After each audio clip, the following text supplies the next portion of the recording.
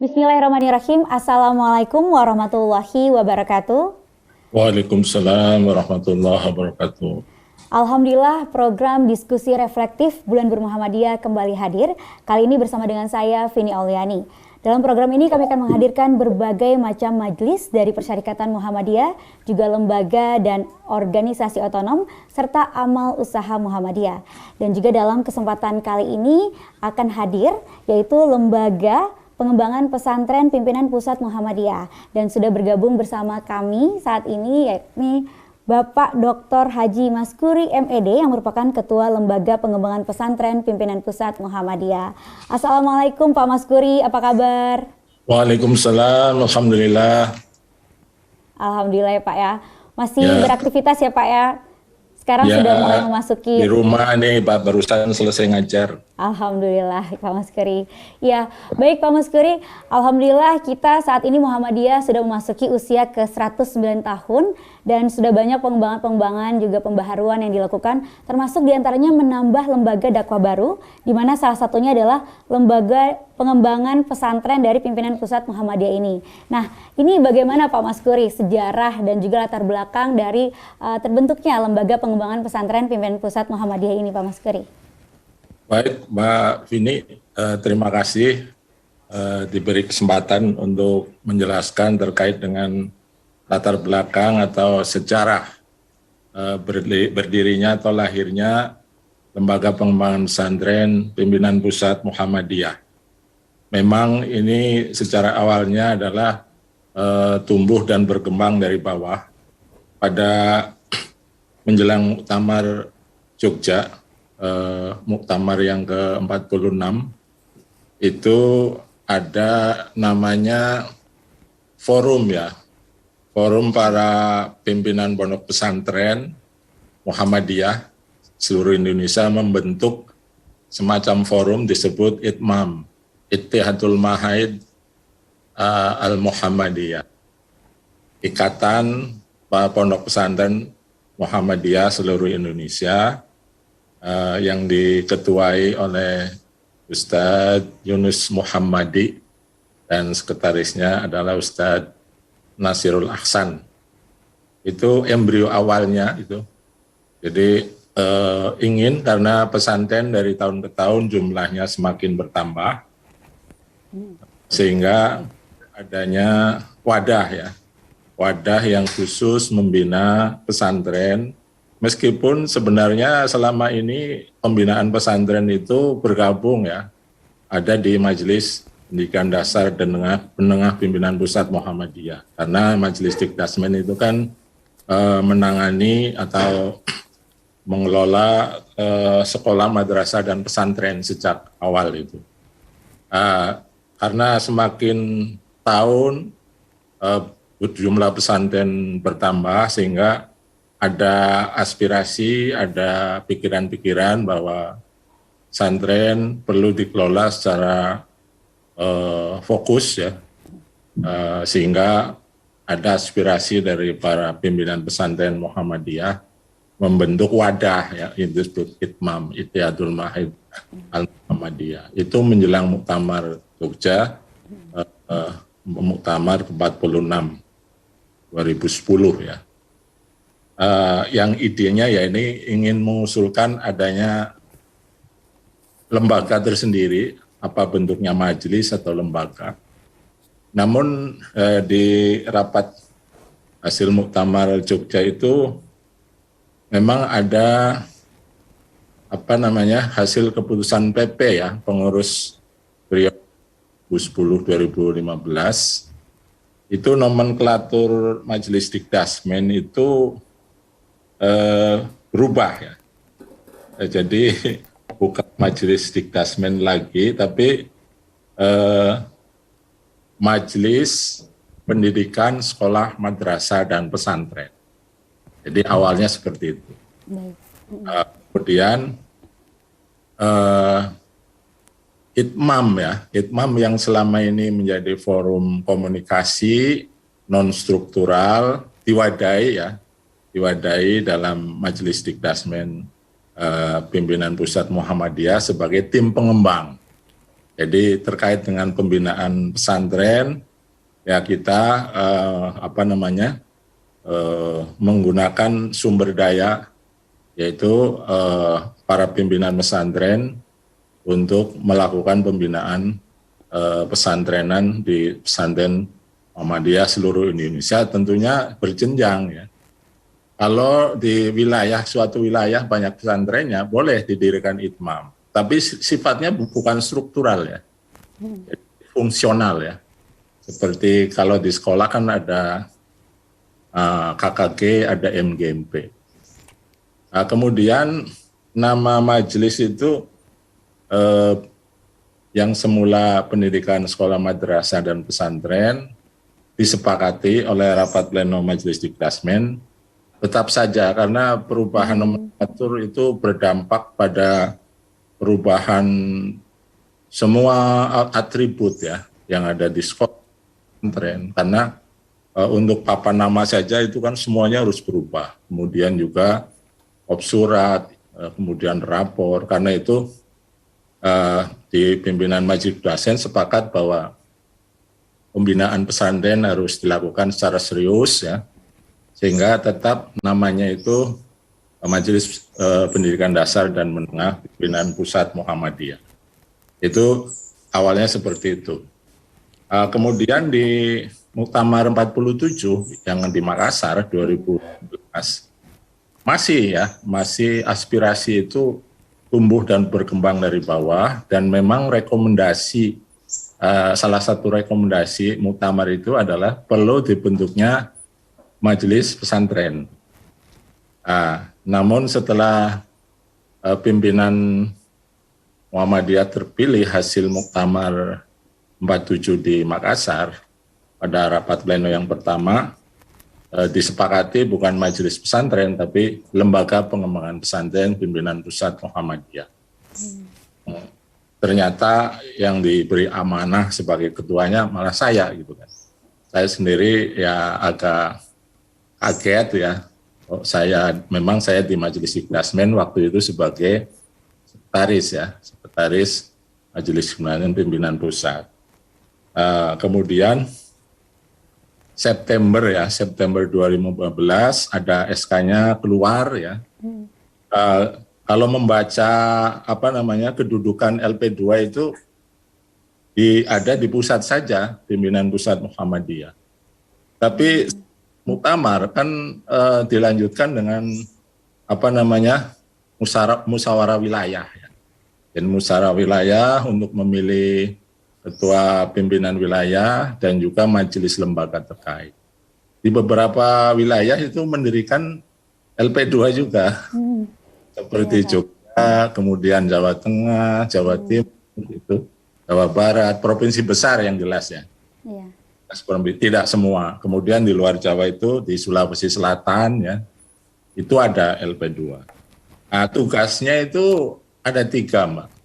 Tugas dan fungsinya. Yang pertama itu penelitian dan pengembangan pesantren. Jadi itu diberi mandat untuk melakukan penelitian dan pengembangan pesantren. Bagaimana pesantren Muhammadiyah ke depan supaya lebih maju, tentunya perlu diteliti dan hasil penelitiannya untuk pengembangan pesantren. Yang kedua adalah diberi mandat untuk melakukan penyusunan panduan dan standar-standar pesantren. Yang ketiga adalah memberi masukan, saran untuk pengambilan keputusan pimpinan pusat Muhammadiyah dalam pengembangan pesantren. Itu yang dimandatkan kepada LP2. Seperti itu. Kemudian yang berikutnya, setelah kami diberi mandat untuk melakukan pengembangan pesantren, ini kondisinya seperti apa? Ini yang perlu dijelaskan, Mbak. Kondisi objektifnya seperti apa itu pesantren yang pada saat itu diberi mandat untuk dibina, untuk dikembangkan oleh lembaga ini, dan harapannya ke depan seperti apa? Ini saya kira juga penting saya kira diketahui oleh para pemirsa. Jadi kondisi objektifnya itu Pondok Pesantren Muhammadiyah secara kuantitatif ya, kemudian masih sedikit waktu itu. Jumlahnya masih sedikit. Kebetulan saya sejak 2005 itu ada di Majelis Dikdasmen PP Muhammadiyah, sehingga tahu perkembangan jumlah pesantren itu. Saya masuk di Dikdasmen itu tahun 2005 ya. Itu data pesantren masih sedikit, Pak. Iya, Pak. Baru 67. Berapa tuh, Pak? 67. Baru 67 ya. Baik, sekarang udah berapa, Pak, kira-kira? Sekarang sudah 402. Masya Allah. Jadi dari 67 sekarang sudah 402 tadi, Pak. Ya, jadi 67 itu 2005-2010, Mbak. Oh iya, baik Pak. Bapak, ini menarik sekali karena ternyata pengembangannya juga begitu besar ya Pak ya. Tadi ada kondisi objektif dan juga sebarannya dari beberapa daerah besar itu juga mulai mengembangkan pesantren. Ini sangat menarik sekali, tapi kita sabar ya Pak, kita tahan dulu. Kita akan lanjutkan setelah jeda yang satu ini. Baik, terima kasih pemirsa masih bersama kami dalam Bulan Bermuhammadiyah. Kami akan melanjutkan kembali dialog dengan Lembaga Pengembangan Pesantren, yakni dengan Ketua Lembaga Pengembangan Pesantren Bapak Dr. Haji Maskuri. Pak Maskuri, tadi menarik sekali bahasannya karena ternyata pengembangan pesantren Muhammadiyah itu sangat pesat sekali. Dari tadi Bapak sebutkan ada 60, sekarang bahkan sudah 402 gitu Pak ya. Dan sebarannya juga sudah mulai tersebar di kota-kota besar. Nah ini bagaimana Pak tadi bisa dilanjutkan kondisi objektifnya, juga harapan dari Lembaga Pengembangan Pesantren ini, serta penyebaran pesantren ini di mana aja, kota-kota besarnya di mana aja, termasuk juga di DKI Jakarta, di mana kita bisa menemukan pesantren dari Muhammadiyah ini, Pak Maskuri. Baik, terima kasih Mbak. Saya kira pertanyaan yang sangat bagus. Jadi setelah kami mendapat mandat amanah dari PP Muhammadiyah akhir 2015, kami baca ya, kami berangkat kondisi objektif pesantren Muhammadiyah seperti apa sebenarnya. Karena kita harus membaca kondisi yang ada. Jadi kondisi waktu itu Pondok Pesantren Muhammadiyah secara kuantitatif ya, jumlahnya masih sangat sedikit, kemudian belum merata ya, belum semua wilayah itu memiliki pesantren. Kemudian tata kelolanya belum juga dikelola secara profesional, meskipun beberapa sudah ya. Kemudian belum menghasilkan lulusan yang diharapkan, kemudian dukungan pendataan juga ya masih belum tertata dengan baik. Kita punya keinginan 25 tahun ke depan ya, dari 2015 dulu itu. Jadi terwujudnya pesantren Muhammadiyah yang bertata kelola profesional, kemudian modern dan islami, menghasilkan lulusan yang berdaya saing tinggi dan berwawasan internasional.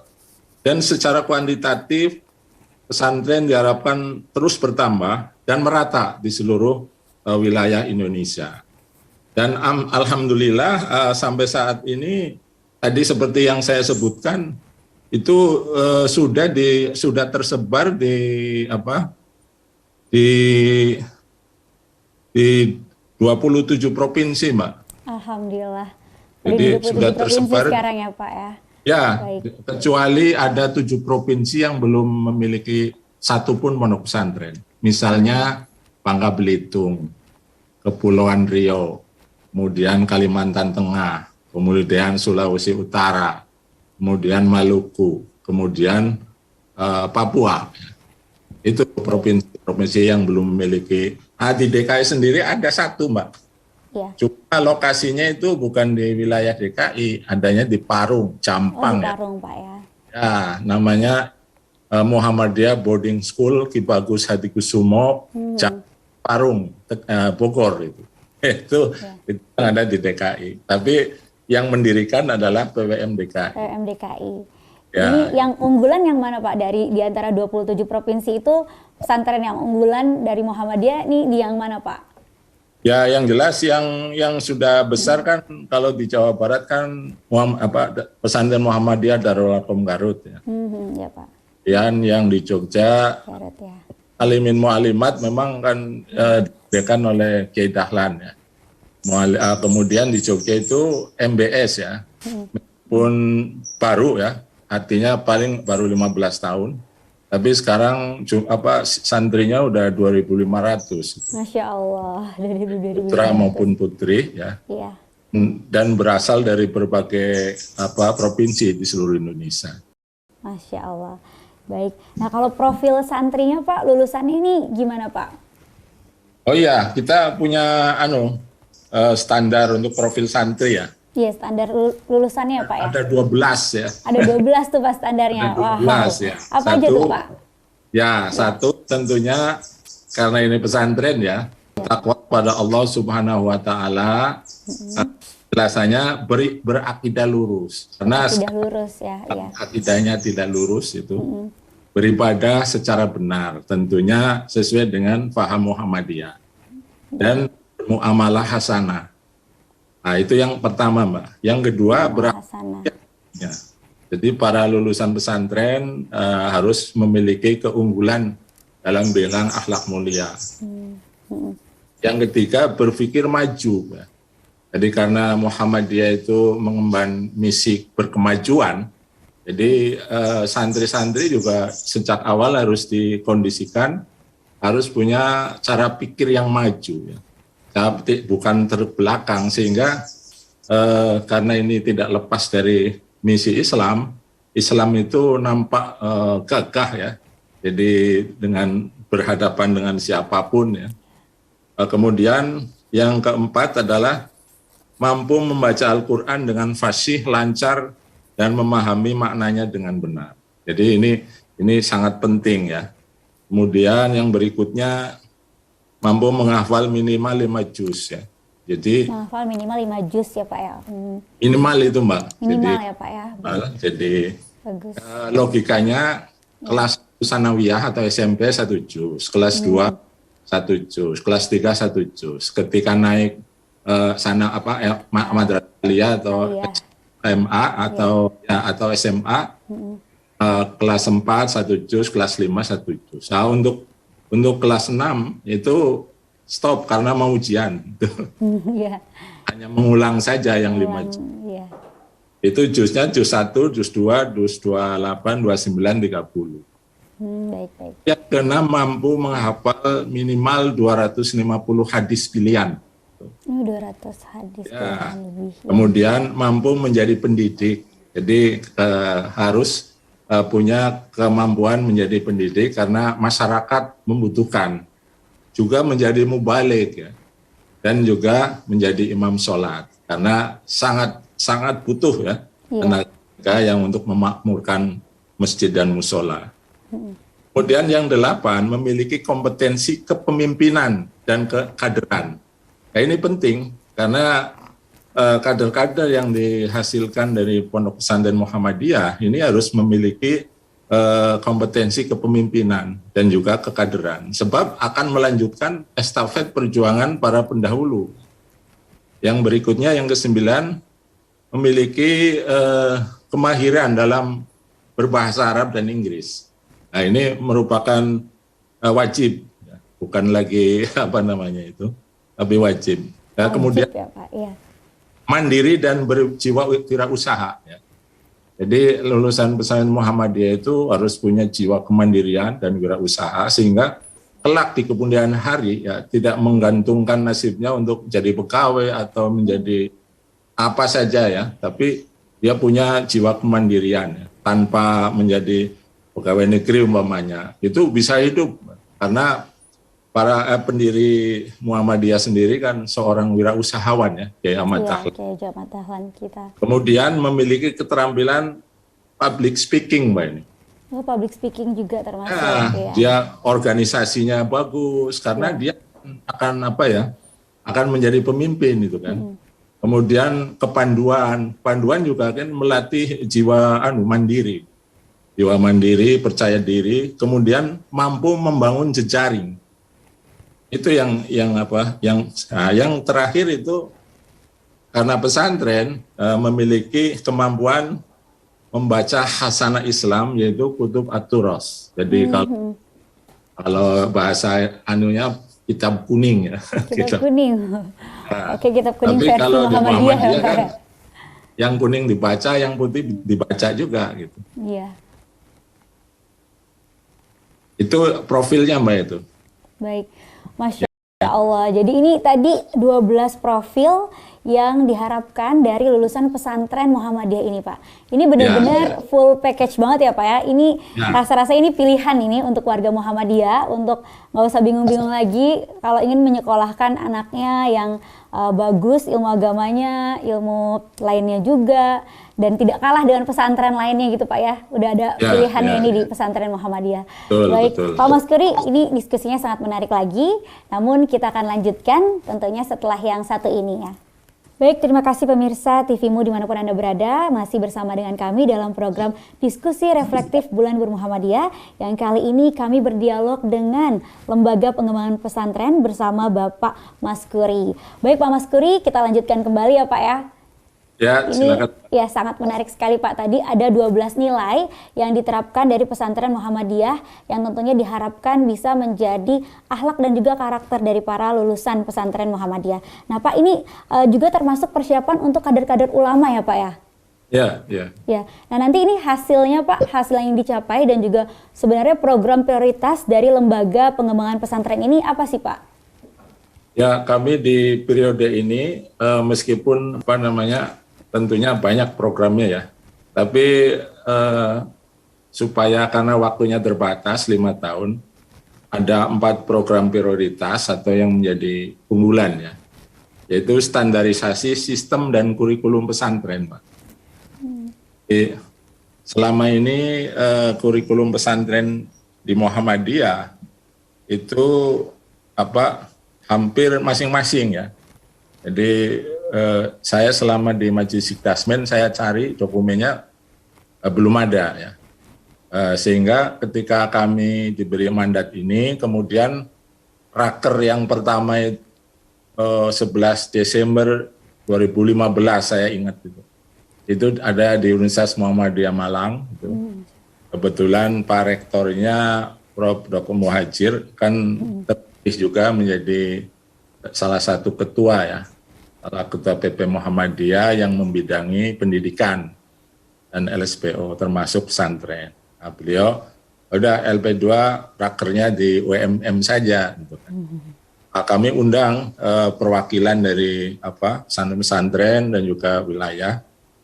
Itu semuanya sepakat kita harus punya kurikulum nasional.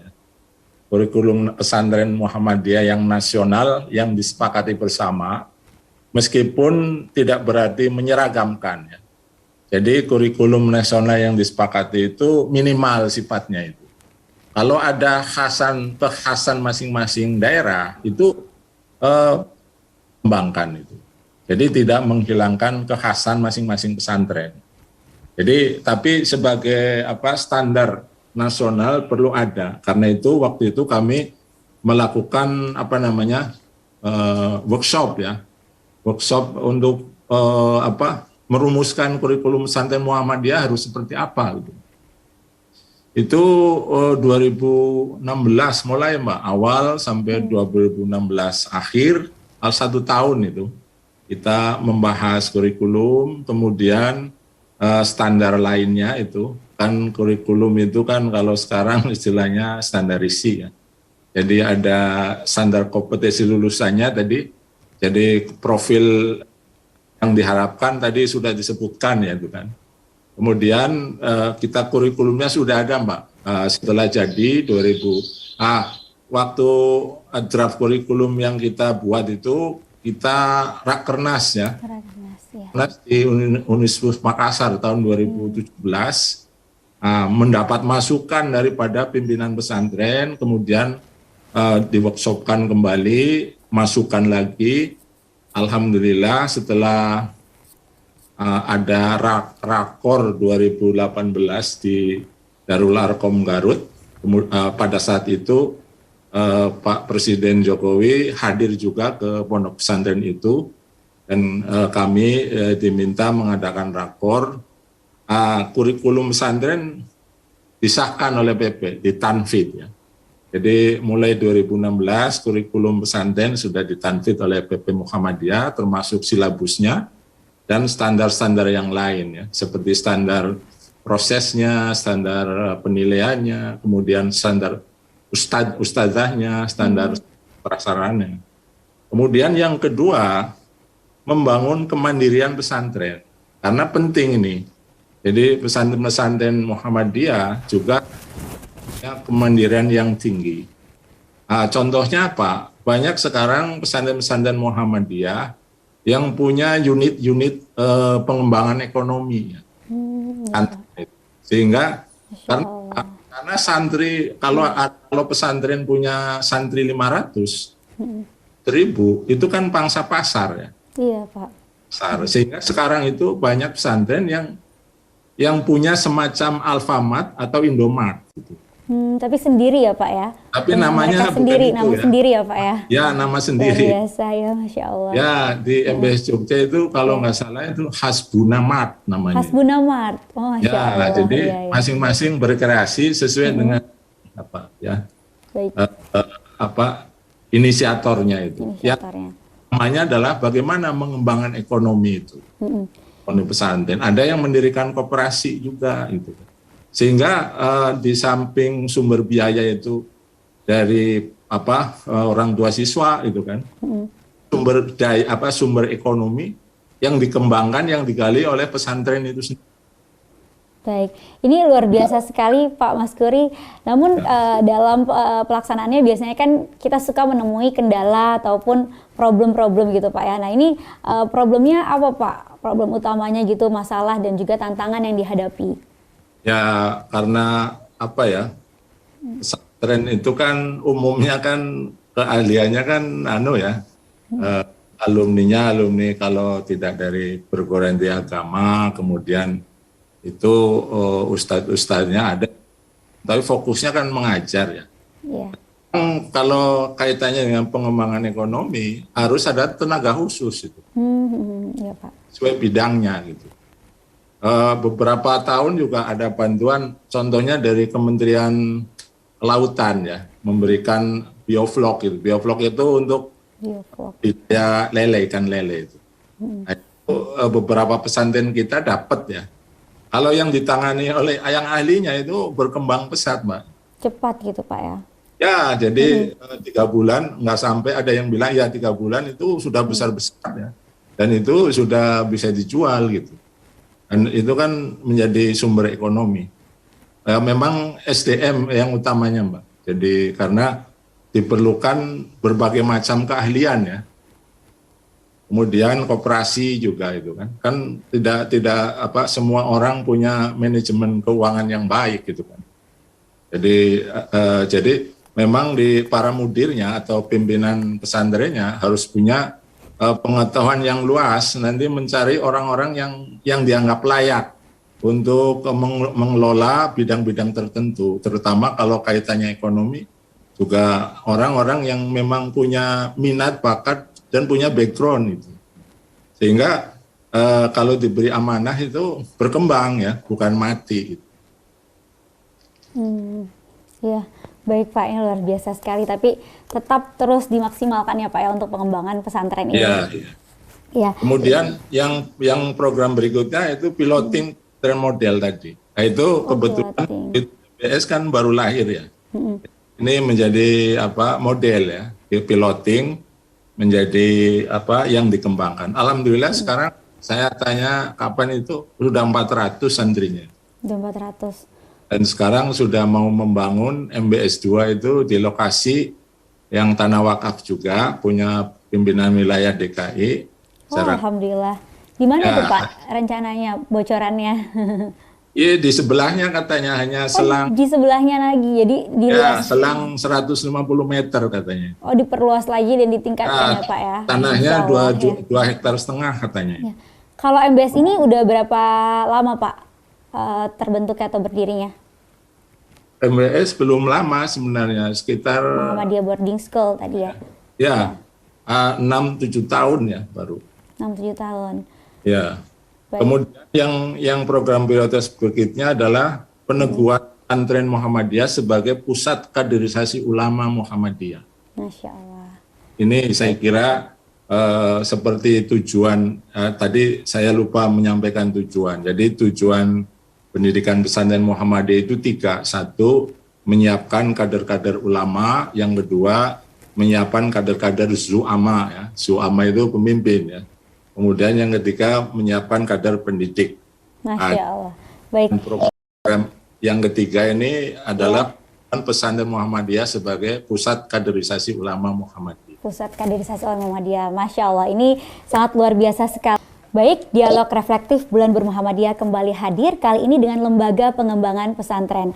Baik Pak Maskuri, kita lanjutkan kembali. Tadi bisa dijelaskan Pak, hasil ataupun prestasi apa nih yang sudah dihasilkan oleh Lembaga Pengembangan Pesantren, dan juga kita kan dalam rangka Bulan Bermuhammadiyah, di mana kita tahu sekarang udah 109 tahun Muhammadiyah berusia ya Pak ya, semakin maju gitu dan berkembang. Ini kira-kira apa persiapannya untuk menyambut juga Muktamar Muhammadiyah tahun depan, dan juga dalam merefleksikan Bulan Bermuhammadiyah di usianya yang ke-109 tahun ini Pak?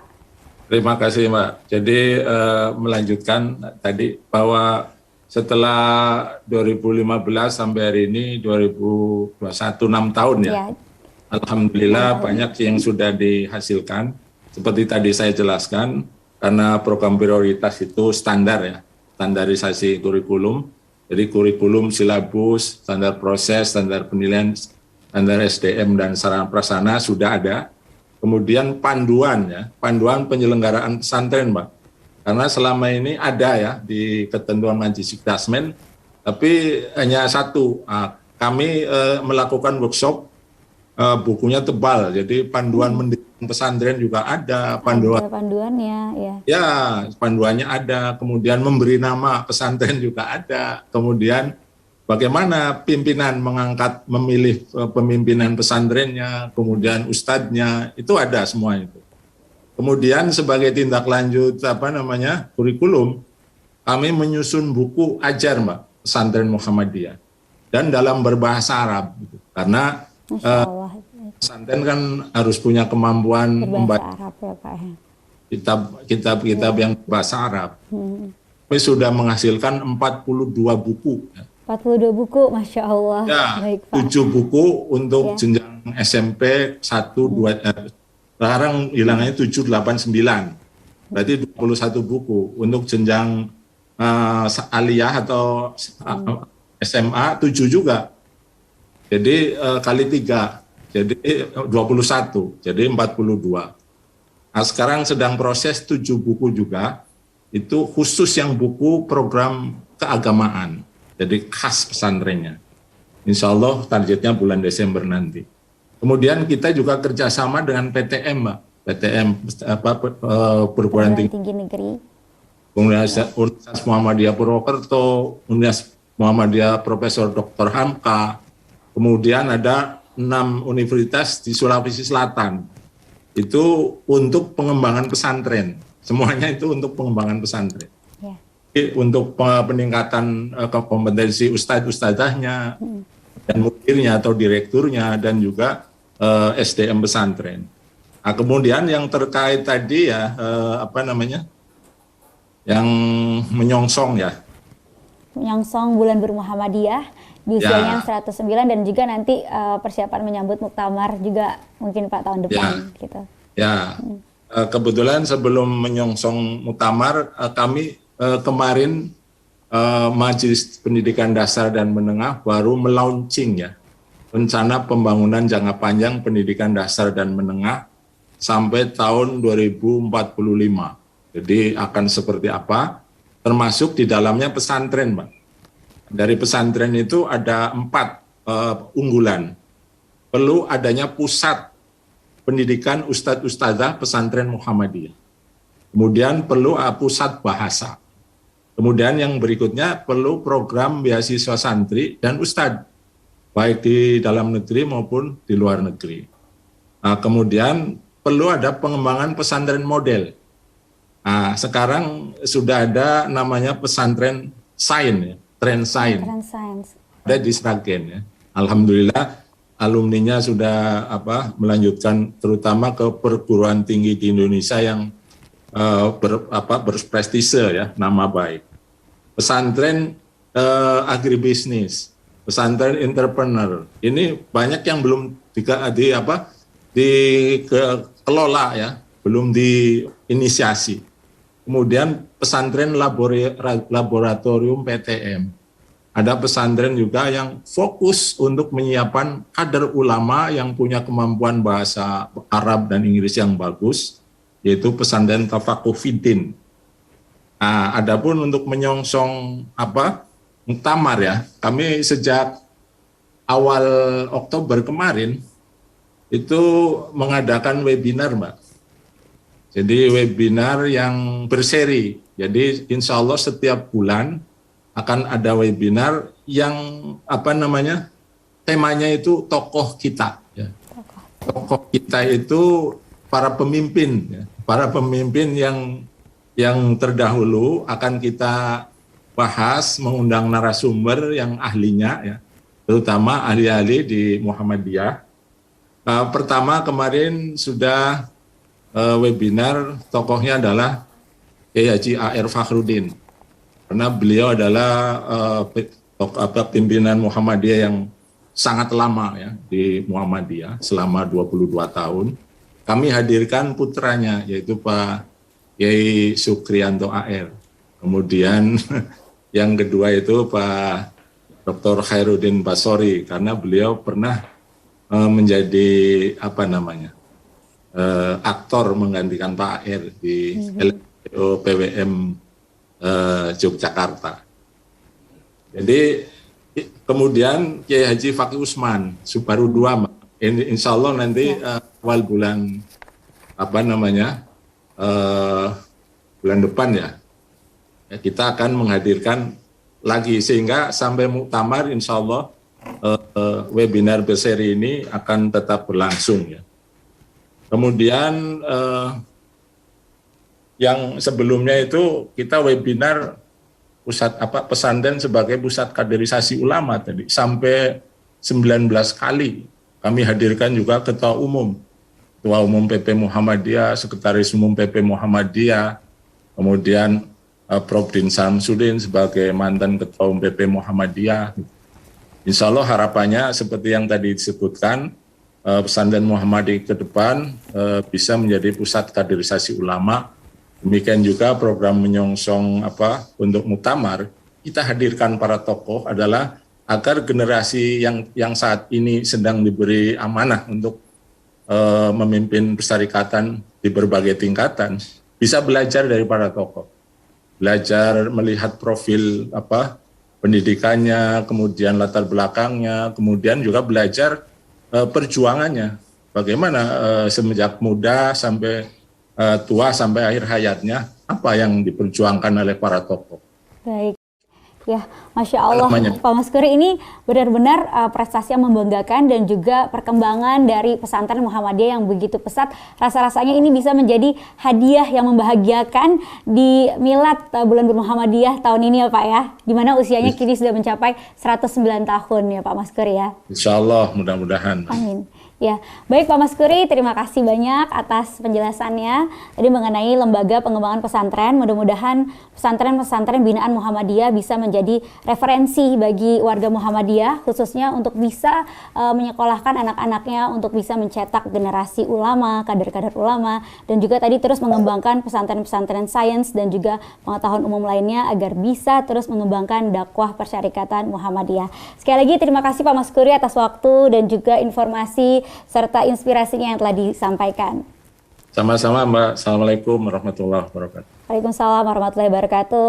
Baik pemirsa TVMU dimanapun Anda berada, demikian tadi dialog reflektif Bulan Bermuhammadiyah dengan Lembaga Pengembangan Pesantren PP Muhammadiyah.